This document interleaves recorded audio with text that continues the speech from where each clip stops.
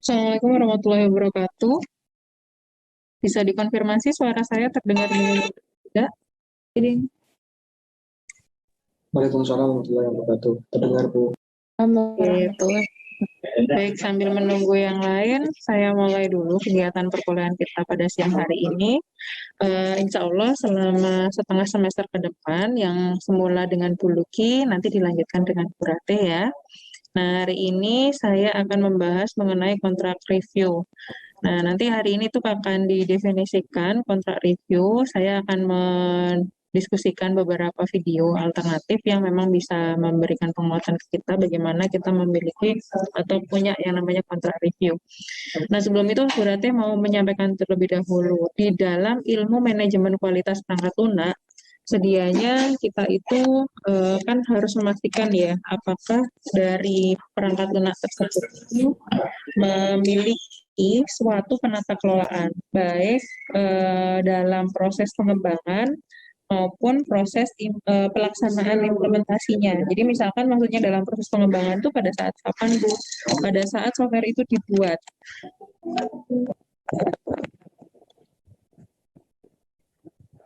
Pada saat software tersebut dibuat, itu namanya berarti pada saat proses pengembangan. Sedangkan manajemen kualitas perangkat lunak itu tidak hanya pada kontekstual, pada saat dikembangkan saja kita menjamin kualitasnya, tapi justru pada saat si software tersebut itu diimplementasikan atau digunakan. Nah, gitu. Nah, Bu, apakah kontrak itu, jadi konteksnya kontrak itu yang dimaksud adalah surat perjanjian atau garansi atau dokumen yang bersifat sebagai mapping gitu ya, sebuah software itu dapat diimplementasikan dengan baik sesuai dengan kebutuhan atau tidak. Nah, betul. Jadi seperti itu yang dimaksud si kontrak review atau kontrak itu sendiri gitu ya. Jadi bisa dalam bentuk dokumen kerjasama, dokumen nota kesepakatan gitu ya, atau MOA gitu ya, atau dokumen yang memang bersifat naskah jual beli begitu ya, itu biasanya dalam bentuk seperti itu. Jadi banyak bentuknya kontrak itu banyak, tergantung kontrak kita itu yang mau dijanjikan apa. Nah, kontrak pun itu adalah bentuknya juga macam-macam. Kalau kontraknya itu adalah kontrak jual beli, ya berarti yang kita harus detailkan adalah di sana. Nah, di dalam kontrak jual beli biasanya punya turunan kontrak. Yang satunya itu adalah garansi. Nah, di mata kuliah manajemen kualitas ini teman-teman akan diberikan wawasan. Nanti kalau misalkan kerja di satu software house atau punya software house sendiri, atau nanti teman-teman akan lebih punya peluang karir di satu perusahaan besar, itu tahu bagaimana sih bentuk kontrak-kontrak software yang sudah banyak gitu ya. Sekalian tinggal searching di Google sih sudah banyak contoh-contohnya bentuk proses kontrak itu seperti apa. Nah, hari ini kita akan lebih membahas ke introduction bagaimana kita memahami kontekstual kontrak versi software developing gitu ya. Nah, nanti pasca berarti sudah menjelaskan dan menyampaikan 3 video ini, teman-teman membentuk kelompok ya. Kelompoknya nanti dibentuk yang terdiri dari 2 orang. Nah, cukup 2 orang saja. Nanti silahkan dengan kelompok itu mencari contoh-contoh kontrak. Nah, berarti kan kirimkan link Google Drive di e-learning maupun di grup kita. Nanti kan teman-teman akan bisa dikumpulkan di sana. Jadi masing-masing akan mencari contoh kontrak software gitu ya. Jadi tadi dokumen kontrak itu bisa macam-macam. Ada yang nota kesepahaman, ada kontekstual perjanjian, ada garansi dan lain sebagainya. Nah, itu nanti bisa dicontohkan. Untuk apa Bu? Untuk kemudian minggu depan contoh-contoh itu kita bahas. Saya akan randomize gitu ya, akan mencontohkan ke kalian bagaimana kontrak yang baik atau kontrak yang tidak baik. Kebetulan kalau Bu Ratih punya pengalaman beberapa kali gitu ya melakukan kontrak review gitu. Nah, kontrak review itu biasanya kalau di perusahaan besar itu memang menghadirkan konsultan, Konsultan untuk apa? Untuk memastikan bahwa legitimasi dari satu proses jual beli itu atau legal formal dari developing itu bisa dipastikan dengan baik gitu. Jadi kalau kita bisa mempresisikan proporsinya itu akan lebih baik gitu. Jadi ada beberapa perusahaan memang meng-hire seorang konsultan itu untuk melakukan kontrak review. Jadi konsultan IT itu bisa banyak ya. Ya, bisa apa namanya? Tugasnya macam-macam gitu. Ada kalau misalkan seorang konsultan IT punya sertifikasi software developing, terus kemudian CDCP misalkan atau CHFI misalkan atau CISA atau COBIT atau seperti apa itu biasanya orang-orang itu akan lebih bisa menjadi konsultan gitu. Atau juga dia misalkan punya sertifikasi CISA gitu ya, dia sudah punya ibaratnya semacam legal formal gitu bahwa dia punya gelar CISA dari ISAKA, dia justru bisa akan jadi auditor sistem informasi. Jadi kayak gitu. Jadi banyak sekali aspek-aspek yang sangat bisa kita coba sebagai lulusan di bidang IT untuk kemudian mengembangkan karir kita untuk mengikuti beberapa sertifikasi profesi maupun sertifikasi kompetensi. Nah, kalau sertifikasi profesi itu seperti auditor gitu ya. Jadi di TI itu juga ada sertifikasi profesinya sebagai seorang auditor SI gitu. Nah, itu jadi itu sangat baik untuk kemudian peluang karir yang sangat luar biasa gitu ya. Bu, apakah seorang konsultan itu apa namanya expert programming gitu atau seperti apa? Karena saya agak agak ini Bu alergi dengan programming gitu. Anak IT ya nggak boleh sebenarnya alergi sama programming. Mungkin kalau nggak expert boleh ya. Nah, bagi kalian yang merasa kalian itu sebenarnya cermat, kemudian sangat teliti dan sangat mengulik dan suka menganalisis, sangat cocok sekali kalau nanti ke depan lulus dari D4TI itu ini apa namanya menjadi auditor. Oke, jadi yang perlu saya garis bawahi beberapa video yang akan saya tampilkan itu adalah ini ya apa namanya contoh-contoh atau introduction mengenai kontrak terlebih dahulu. Nah, proses reviewnya minggu depan kita akan melakukan review dari contoh-contoh yang kalian sudah sempat cari. Nanti tolong dikumpulkan dalam bentuk PDF. Yang pertama nama dan NIM kalian dalam satu kelompok, kemudian lembar kedua adalah contoh kontraknya. Ya, nanti berarti akan sampaikan ulang. Kalaupun ada pertanyaan, saya akan berikan kesempatan di sesi tanya jawab. Saya berharap walaupun teman-teman tidak on cam ya memang ini ya pada proporsi kuliah dengan benar ya. Saya meyakini saya tidak harus meminta kalian on cam, tapi kalian benar-benar melaksanakan proses perkuliahan dengan baik, tidak kemudian melakukan hal-hal yang kurang etis kalau misalkan di perkuliahan. Karena saya beranggapan yang saya hadapi adalah mahasiswa-mahasiswa yang sudah sangat cukup dewasa untuk kemudian tetap bisa mengoptimalkan perkuliahan secara daring. Oke. Baik, saya akan share contoh atau beberapa video yang akan kita bahas di pertemuan sekarang. Your workplace relies on employees, contractors, subcontractors, and other organisations to get work done. As a result, you need to know what they know, what they have, and who they're with. This means documentation, which you must review. It's important, and accuracy is key. But if only there was an easier way. And there is, with SitePass, the flexible workflow management system powered by LearnForce to register, induct, verify, and report on those you rely on. SitePass lightens your load by putting the onus on workers and their organisations to provide and upload their data. Insurances, licenses, and training, all on a custom branded interface. It's highly configurable too, allowing you to capture your info and meet your needs per role, giving transparency and extensive reporting direct to your dashboard. And for those who don't know what you need them to know, don't worry, we have that covered with off-the-shelf and custom courses to meet your training needs. And questions? We've got those covered too. So, what are you waiting for? Take the hassle out of workforce management with SitePass.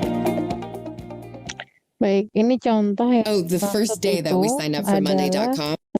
kontrak yang memang relatif digunakan untuk yang ini ya, untuk yang model kontrak secara umum gitu ya. Jadi ada keywordnya tadi bahwa dia akan membuat satu proses assurance gitu ya, atau penjaminan bahwa keterlaksanaan di kontrak tersebut itu dijalankan benar-benar dengan baik begitu.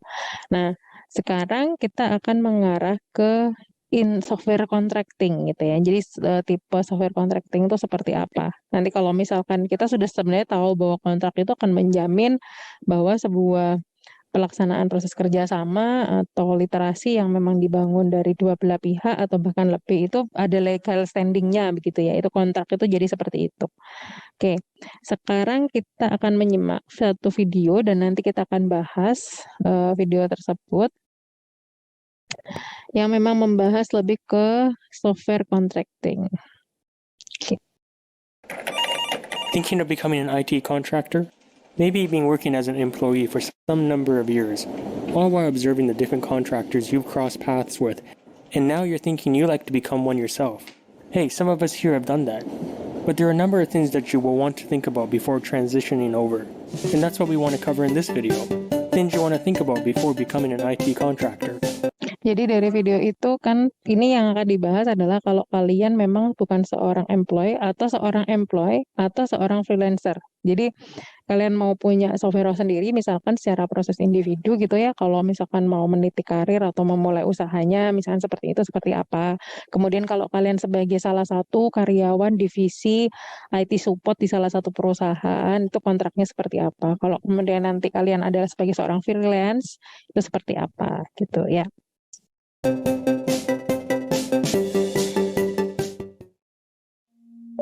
As an independent contractor, you are now running your own business, and this comes with certain responsibilities that you need to fulfill. Oke, yang akan dibahas ini lebih ke independent contractor. Jadi kalau kalian nanti memulai bisnis startup kalian, misalnya menjadi seorang software host gitu ya, itu boleh sekali menyimak bagaimana sebuah bisnis as usual yang memang dibangun untuk menghasilkan satu pertanggungjawaban dalam bentuk kontrak itu. These include things such as accounting paperwork, like balance sheets, income statements, and payment methods, not to mention keeping track of your daily business expenses. As a business, you will have additional tax requirements to fulfill, and other possible regulations and procedures to follow. Liability concerns. Generally speaking, as an employee, you're shielded from any personal liability for any honest errors you might make, but as a business, you can be held liable for these bugs and the potential costs incurred by them. Incorporating your business and purchasing a forms of errors and omissions insurance are two examples of ways to mitigate such risks. In software development, employees are often provided with company computers and other equipment. You're also given licenses for any software that you use, and your company may provide you with healthcare benefits. As a contractor, your clients may require you to provide this equipment yourself and will most likely not provide you with employee benefits. Since contractors often jump from one opportunity to another, interviewing becomes a part of life. Though contract extensions are always possible, many contracts are between 6 to 12 months, so you will need to get used to doing interviews, and in particular, technical interviews. Building up a network of past clients who trust your work reduces interview thrashing. In addition, ex-coworkers become valuable assets in letting you know when their respective companies are looking for contractors. When you join an organization as a contractor, you may not have access to the same perks and day-to-day entitlements employees have. You may not be able to participate in any organization bonus payouts, after-meal vouchers, or even be invited to the Christmas party. Good organizations want their employees to learn and grow, but don't expect that coaching to extend to you. Contractors are referred to as hired help. Remember, you've been brought in to solve a problem with your expertise, and mentorship and promotions are usually only provisioned to employees. As a contractor, you become your own boss, and that comes with many freedoms but also some responsibilities. In the end, contracting is a good way to gain different experiences, get exposure to different organizations, with potential to be paid more. And that's one of the reasons why people get into contracting. Stay tuned where Oke, jadi kalau tadi itu lebih menjelaskan atau memberikan pengenalan bagaimana atau jenis-jenis bentuk kontrak ya. Nah, tadi yang lebih sering banyak dibahas adalah kita sebagai seorang yang memiliki profesi, baik startup atau freelancer gitu ya, itu biasanya membangun kontrak itu seperti apa? Apakah sebegitu pentingkah gitu ya sebuah kontrak yang kita menjaminkan? Jadi misalkan gini, di satu perusahaan kita tuh dapat project membuat aplikasi dengan titik 15 modul gitu ya. Misalkan sistem informasi akuntansi ada modul neraca, ada modul jurnal, ada modul laba rugi dan seterusnya. Nah, mekanisme-mekanisme seperti perjanjian bahwa apakah kita akan mengerjakan sedetail mungkin gitu, atau apakah kita cukup mengerjakan di laporan laba rugi atau seperti apa. Nah, itu akan menjadi legal standing gitu ya untuk kita bahwa kita harus tidak hanya dibayar, tapi tanggung jawab kita itu seperti apa. Jadi dalam memastikan kebutuhan sebuah sistem informasi, tentunya kita nggak bisa yang eh, pakai kacamata kuda begitu ya, dalam artian hanya perlu memberikan justifikasi yang seadanya, tapi tidak begitu. Tapi kita tetap harus mengoptimalkan bagaimana aspek-aspek yang memang akan mendukung kewajiban sekaligus yang menjadi hak kita. Oke, di poin yang kedua, ini adalah lanjutannya videonya. Teman-teman akan menyimak video ini untuk kemudian kita kaji bersama seperti apa eh, kontrak dan tipe kontraktor gitu ya. Jadi tadi berarti sudah sebutkan kontraktor ada sebagai seorang organize atau sebuah korporasi. Misalkan Anda sudah punya perusahaan atau Anda seorang freelancer, seorang developer lepas gitu ya, atau seorang programmer lepas gitu, ataukah Anda itu di bawah agensi misalkan. Kalau pernah dengar mungkin outsourcing ya istilahnya seperti itu. Nah, itu mekanisme-mekanisme itu yang akan dibahas di video ini. Oke, sebentar.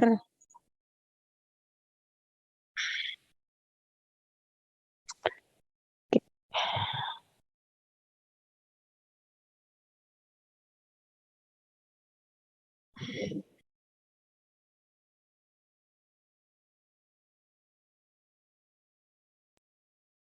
Oke. Term software contractor is a bit overloaded. What does it mean to be a contractor? And Sebentar saya berikan bantuan subtitlenya. Saya percaya kalau golongan teman-teman di Jember ini ahli-ahli bahasa Inggrisnya ya. Tapi siapa tahu gitu. Kalau ada yang nggak ahli jadi tetap bisa baca. Oke, saya lanjutkan. And what should I expect? What are the different types? These are some of the questions we hope to answer in this video.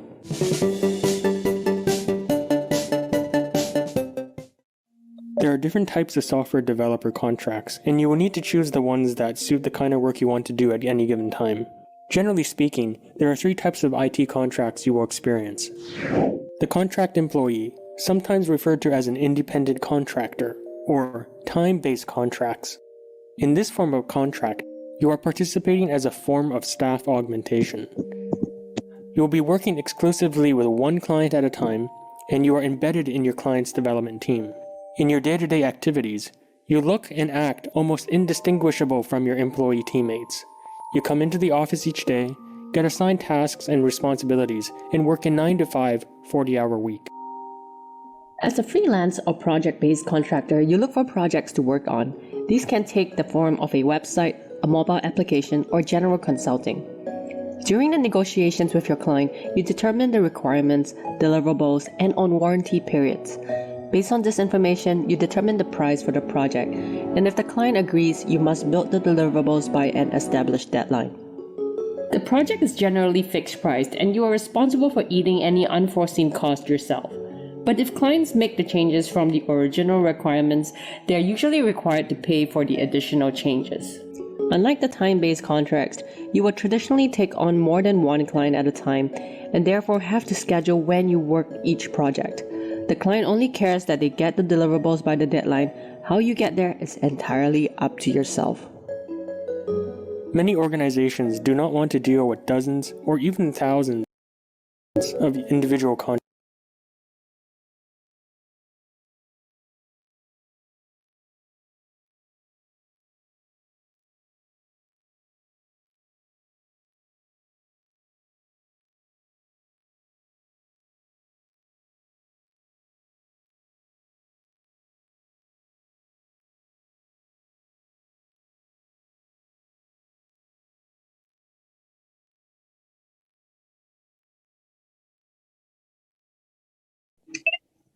Mohon maaf Bu, mic-nya masih ke mute. Oh ya, makasih.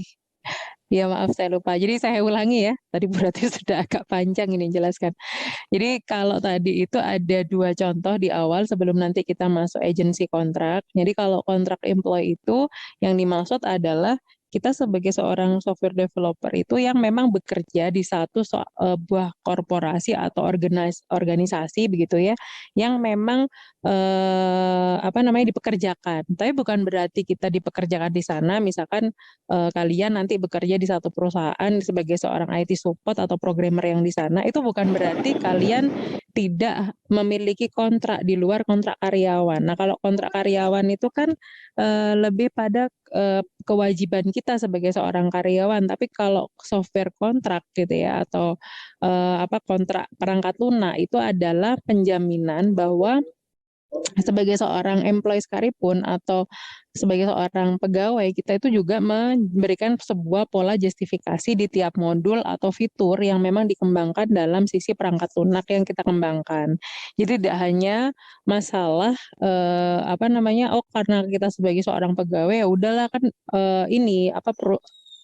aplikasi yang memang punya perusahaan saya sendiri, nggak perlulah didetailkan fitur modulnya itu seperti apa, kualitasnya tidak perlu dipastikan, tidak begitu gitu. Jadi nanti kalaupun kalian bekerja di satu perusahaan, misalnya di bank gitu ya, tapi kalian di divisi IT supportnya yang memang bank tersebut membangun sebuah aplikasi atau pengembangan IS yang memang di internal mereka sendiri, kalian juga harus punya software kontrak gitu. Jadi software kontrak itu bukan hanya menjaminkan bahwa apakah harganya sudah sesuai dengan fitur yang dijanjikan atau fiturnya sudah sesuai, tapi kualitas dari software tersebut itu bisa dipastikan, dijaminkan bahwa dengan kontrak itu benar-benar atau dengan dokumen legal standing itu akan benar-benar terdelevasi secara baik atau terimplementasi secara baik. Kemudian di contoh yang kedua di bagian kanan di sini itu tadi freelance. Seperti saya contohkan ke kalian tadi bahwa bisa jadi kita itu sebagai seorang freelancer independent programmer itu di-hire gitu ya untuk kemudian mengembangkan sebuah aplikasi, atau kita di-hire yang memang dimasukkan ke salah satu tim.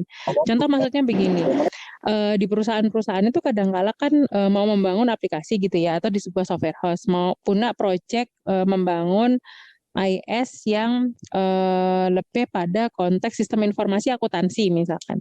Nah, kita butuh seorang programmer yang tapi juga punya expert di bidang akuntansi. Artinya dia mungkin punya pengalaman di beberapa proyek sistem informasi akuntansi. Nah, itu sangat bisa kita hire. Nah, ini termasuk kontrak yang freelancer. Dia akan masuk dalam tim, tapi dia juga sebagai individu, dia juga harus punya kontrak tersendiri sebagai seorang freelance, yang dimana dia lebih ke ad hoc gitu ya.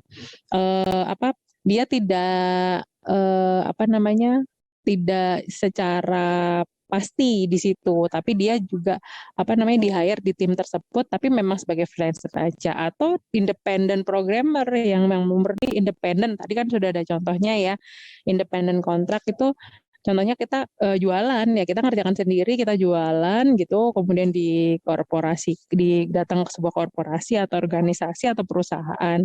Nah, contohnya freelance software kontrak itu yang seperti apa, Bu? Contoh yang seperti workshop kalian. Bu, kita kan satu tim itu, tapi kan kalian bukan masuk di employee, kalian bukan masuk di agency. Nah, itu tetap masuk freelance. Jadi tidak hanya yang satu ya orangnya, tapi bisa jadi satu tim yang memang jualan atau belum punya perusahaan, tapi dia menjadi mitra kerjasama untuk membangun software tersebut. Nah, seperti kalian mengerjakan workshop kalian sebelumnya itu termasuk freelance dari software developernya. Oke.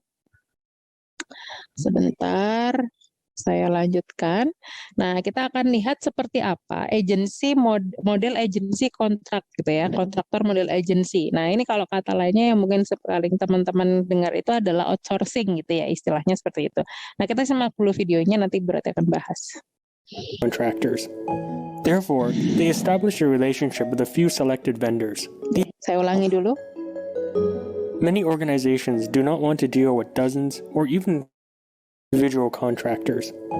Therefore, they establish Tadi disimpulkan ada beberapa company atau organisasi atau korporasi yang tidak mau ribet gitu ya, tidak mau ribet harus mentreatment kan mengatur orang itu ya. Kenapa sih kok laris ya agensi outsourcing dan sebagainya. Bahkan ternyata ada agensi programmer gitu, ada agensi yang memang digunakan untuk mengoutsource orang yang atau kompetensi di programming gitu ya. Nah itu memang karena ada beberapa company yang memang ingin fokus ke proses bisnisnya, dia lebih pakai pihak ketiga untuk kemudian meng-hire karyawan-karyawan yang bekerja di tempatnya untuk kemudian tersuplai proses distribusinya. Jadi dia nggak mau ribet dengan mutasi, pemecatan, udah pokoknya pesen paket orang yang punya kompetensi ini, agensi seperti apa mentreatmentnya, nggak apa-apa bayar mahal, seperti mahal, tapi sebenarnya sangat murah sekali karena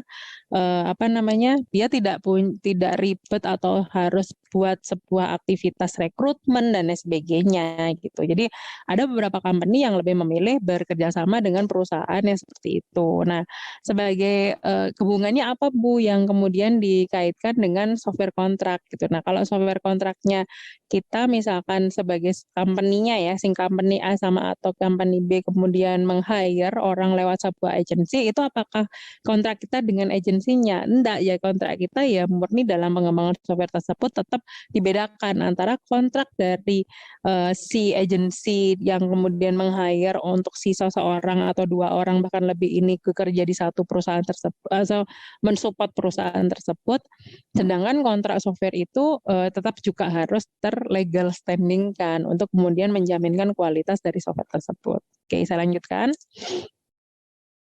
establish a relationship with a few selected vendors. These agencies then supply their clients with the required staff. In this form of contracting, you are one of the agency's subcontractors. You will still be interviewed by the agency's client, and if you get the job, your day-to-day work will be very similar to that as a independent during your invoicing period, when you invoice the agency and not the organization you are working at. The agency will turn around, mark up your rate, and bill the client. As a contractor, you need to specialize in a particular technology or skill set, and usually cannot be a generalist. Contractors are hired for a specific reason, and you will be brought in to solve a problem using a specific technology. For example, you may be brought in to augment a Java development team's knowledge using a specific set of frameworks, databases, and servers. Therefore, you will need to be good in a specific in-demand skill set. When companies hire contractors, unlike employees, they're not looking for people who can grow and learn their tech stack, but instead, looking for people who already have a high level of experience in their technology and can start contributing right away. It's important to note that many time-based contracts are non-guaranteed. Even though the contracts may state a length of time, many have termination clauses allowing an organization to end the contract at any time for any reason with minimal notice. This may happen for a number of reasons. Sometimes scope of work on the project is cut back, and in some cases, projects are cancelled entirely. These losses can be costly due to the time and effort put into obtaining a contract and additional opportunity costs incurred by passing on other opportunities. We'd like to know your thoughts. Are you a contractor? Do you enjoy it? Leave a comment below. If you liked this video, please share and subscribe. It helps us out a lot. Also, if you haven't seen it yet, check out part 1 of our contracting series. Thanks for watching. Baik, Selama gap year ini ada iklan, saya matikan dulu. Oke, baik saya lanjutkan.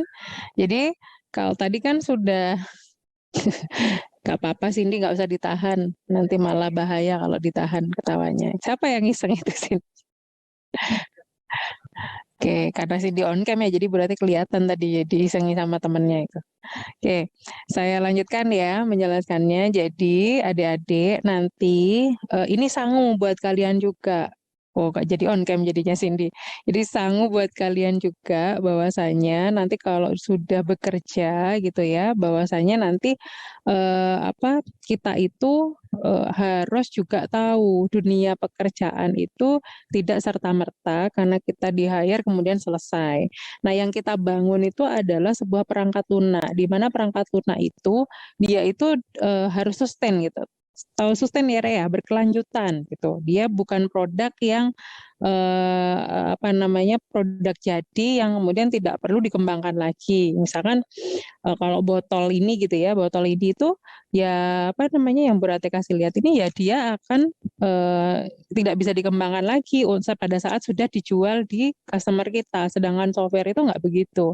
Karena dia bersifat movement gitu atau continue gitu ya, atau dia sangat sustain dengan perkembangan dari proses bisnis suatu perusahaan, maka pentingnya penjaminan kualitas terhadap suatu software itu atau produk IT ya lebih tepatnya itu sangat diharuskan. Itu yang pertama. Ya, jadi nanti kalau ada pertanyaan di UAS sudah tahu. Yang pertama karena produk tersebut adalah produk yang sustainability-nya tinggi, ya atau sangat lazim dikembangkan.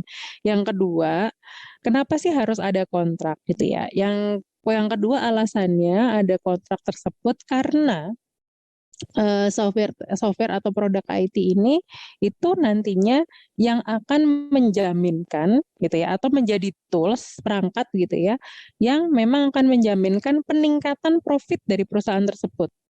Nah, itu akan menjadi satu semacam guidance gitu ya yang memang akan bisa digunakan oleh perusahaan tersebut untuk mengembangkan perusahaannya. Terutama ya targetnya sebuah perusahaan tidak lain tidak bukan adalah penambahan profit. Kenapa Ali Imron? Tadi berarti sudah di awal nyampaikan ya, saya nggak akan negur kalian karena nggak on cam.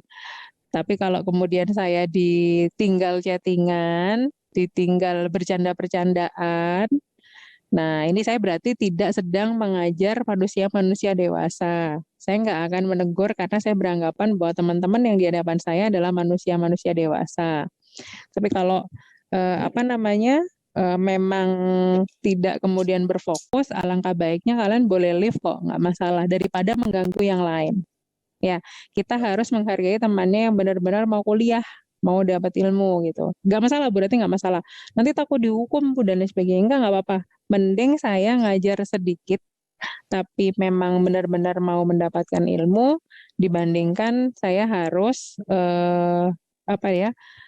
merugikan yang lain gitu, meniadakan yang lain atau merugikan yang lain hanya karena segelintir orang gitu. Atau kalau misalkan di kelas reguler Jember ini lebih banyak yang memang kurang bisa konsen dalam proses perkuliahan daring ya silahkan nggak apa-apa. Itu tadi saya mending begitu gitu ya karena saya jauh lebih bisa harus berkewajiban menghargai teman-teman yang memang benar-benar ingin belajar sama-sama dengan Bu Rati. Oke, saya lanjutkan ya. Mohon ini tidak terjadi lagi. Oke, sampai pada dua hal yang memang dijaminkan bahwa sebuah kontrak software kontrak itu penting gitu ya. Nah, poin yang ketiga yang tidak boleh kalian lupakan adalah hak dan kewajiban kalian akan ada di situ gitu sebagai seorang developer gitu ya. Hak dan kewajiban kalian juga ada di situ. Termasuk poin keempat adalah hak dan kewajiban si organisasi, company atau perusahaan yang memang akan memiliki software tersebut. Sehingga dari 4 bagian itu tidak kemudian bisa terpisahkan. Oke. Sekarang saya balik tanya ke kalian. Siapa yang bisa menyebutkan 4 hal tadi? Coba raise hand atau on cam. Silakan, open mic-nya. Tadi berarti sudah menyebutkan 4. Apa saja? Silakan.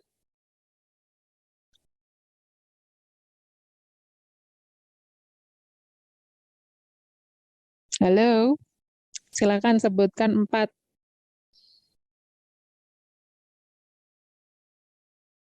Yuk, raise hand.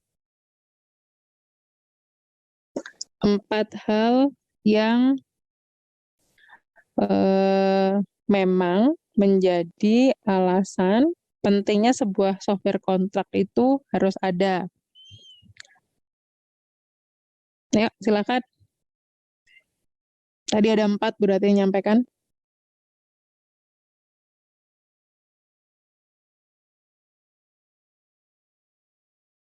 Nggak ada? Saya ingin menjawab. Ya, silakan Yusril.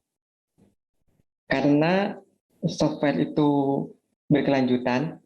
Satu. Yang kedua, karena dapat meningkatkan profit dari perusahaan tersebut. Ketiga. Yang ketiga, karena hak dan kewajiban kita ada di situ. Kita itu siapa, Nak? Programmernya, Bu. Oke, developernya, ya.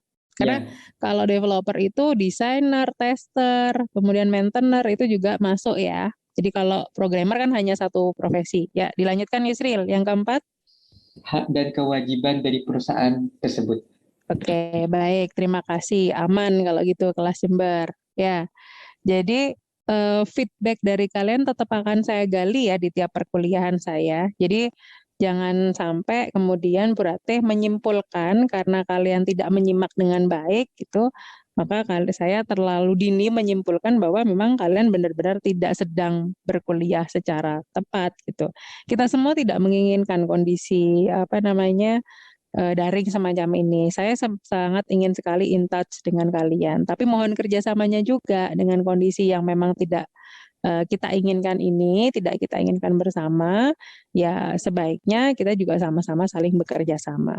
Berarti tidak kemudian mengharuskan kalian on cam selama perkuliahan gitu ya, tapi ya alangkah baiknya hal-hal yang memang bersifat etik, kalau kalian sebagai anak TI itu harusnya tahu sih etiknya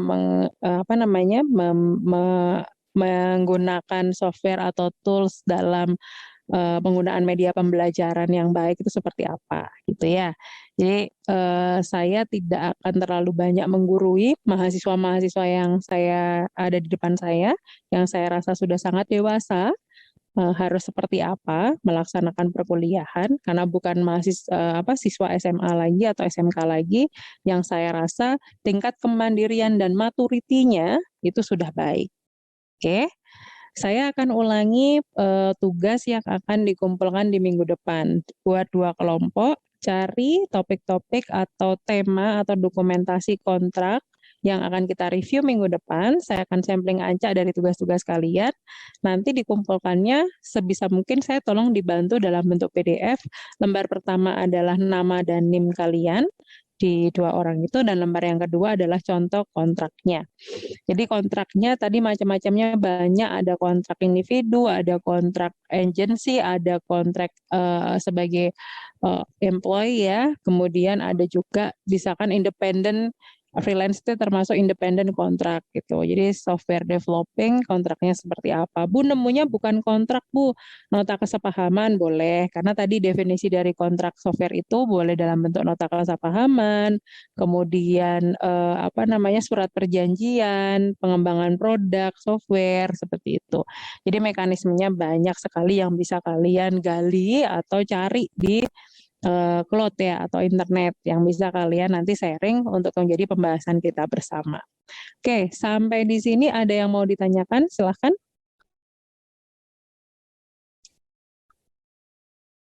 Silahkan, jika ada yang ditanyakan. Ya, Ali Imron. Mohon maaf Bu, ini untuk absennya belum ada di learning. Ya, nanti saya akan sampaikan ke teknisi. Ali Imron nggak mau minta maaf dulu? Ya Bu, mohon maaf sama yang terjadi Bu. Tadi ada baiknya mungkin dimulai dengan begitu ya, karena ini langkah belajar juga buat kita semua, tidak hanya kalian tapi juga Bu Ratih, bahwa hal yang sekiranya mengganggu orang banyak itu harus kita dahulukan gitu, apa hal yang harus kita lakukan. Karena Bu Ratih itu gini, ini tidak hanya berlaku di Ali Imron. Saya mau kalian terlambat mengumpulkan tugas dan sebagainya itu bagi saya tidak terlalu sebuah effortless yang harus saya ingatkan berkali-kali. Tapi kalau sudah merugikan orang lain gitu ya, terutama teman satu kelasnya dan lain sebagainya, ini untungnya di chat gitu, tidak bersuara. Tapi kalau misalkan di kelas itu kan berarti sedang ngobrol gitu ya, itu akan membuat noise gitu. Dan itu agar membuat tidak nyaman teman-temannya yang lain. Nah, kalau sudah merugikan orang lain, bagi saya itu harus dinotis, Ali Imron. Ya, jadi ini berlaku juga buat teman-teman yang lain. Sebisa mungkin, alangkah baiknya perminta maafnya itu tidak hanya ke Bu Rati sebenarnya, tidak pada saat kapasitas saya ingatkan, tapi juga ke teman-teman yang lain yang mungkin bisa jadi merasa terganggu dengan apa yang sudah dilakukan. Tolong dipastikan ke depan tidak lagi terjadi seperti ini ya, baik untuk Ali Imron maupun yang lain. Ya, oke. Saya akan sampaikan segera ke Mas Rifan untuk membantu membuat presensinya di e-learning. Baik, selain Ali Imron, ada yang mau menanyakan lagi? Teman-teman yang lain? Baik, tidak ada. Insya Allah 3 video tadi akan saya share dan ada beberapa tambahan referensi terkait dengan kontrak review yang akan saya kirimkan di e-learning. Mohon ditunggu.